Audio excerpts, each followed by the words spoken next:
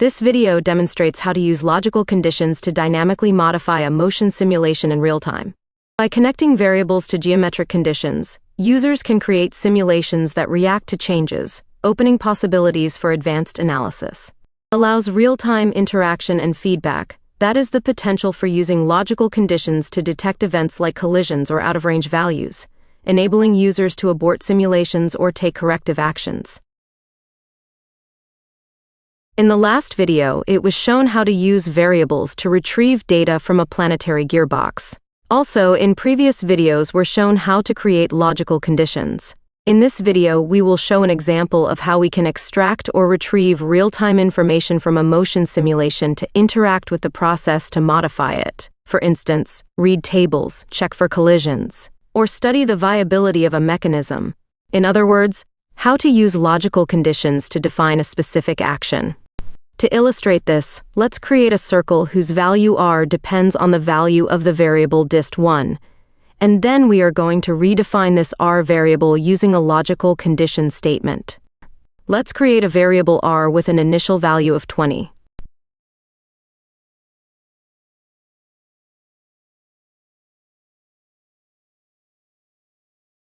During the simulation, the variable r must be set to only two values, for instance, 18 and 30. The value of r will be defined according to the value of the variable dist. If dist1 is greater or equal to 40, the variable r will be set to 30. Create this condition. Activate the if command, and use the expression dist1 greater than 40.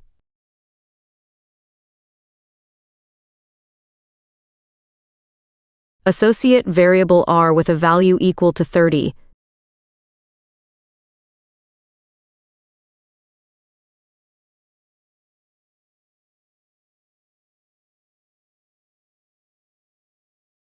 Then create an else condition.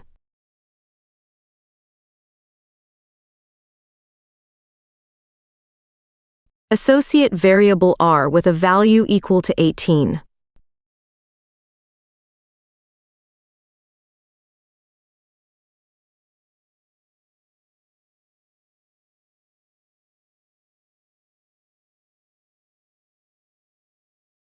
Close the logical condition. Let's see the logical conditions in the list of commands. Create a circle with a radius equal to the variable name r.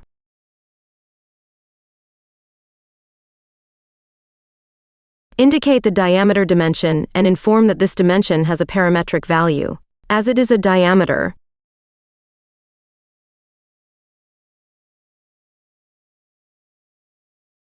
the expression is 2 times r. It is not necessary to insert this information in the dimension property, because the circle radius has already been defined with the variable r. Select the circle, right-click to open the menu selection, and edit the line attribute. Associate this circle with a fill attribute. For instance, with hatching type 0. Set the hatch distance type to 3. Note that this new construction was created after the last saved simulation command. Don't forget to move the simulation to the end of the list. Test the simulation. The value of the variable r is not changing. This occurred because we need to activate the option check parameterization in simulation dialog box. This option forces the system to retrieve variable values like the value of the variable dist1 and also test logical conditions during the simulation. Test the simulation again. Note that the variable r is modified to 18 or 30 only during the movement simulation. When it ends, it is returned to its original value of 20. Display a text showing the value of the radius equal to variable r. Now we are going to display a message every time the variable dist1 is less than 24.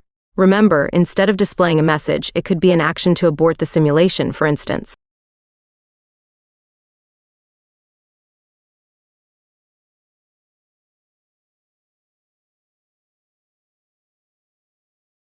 Indicating that a collision occurred. Define a logical condition.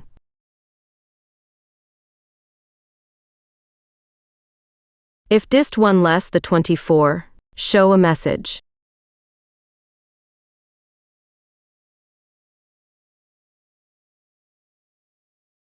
Dist1 is less than 24.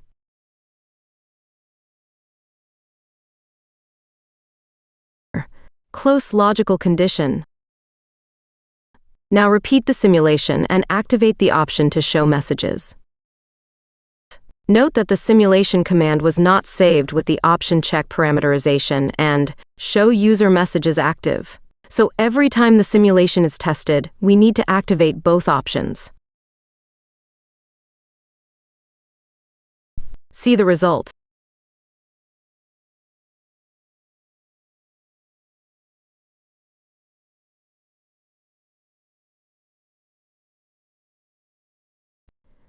But this command can be edited to set both actions.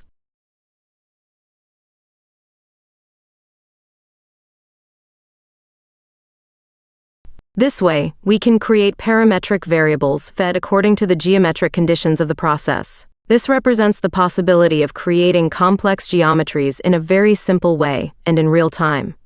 Remember that solid face drawing has the same function interface as the sketch module of the part and assembly environments. Therefore, everything shown here applies to the sketch module, greatly simplifying the task of learning the 3D environment. The sketch technique represents about 50% of the time invested in 3D modeling learning.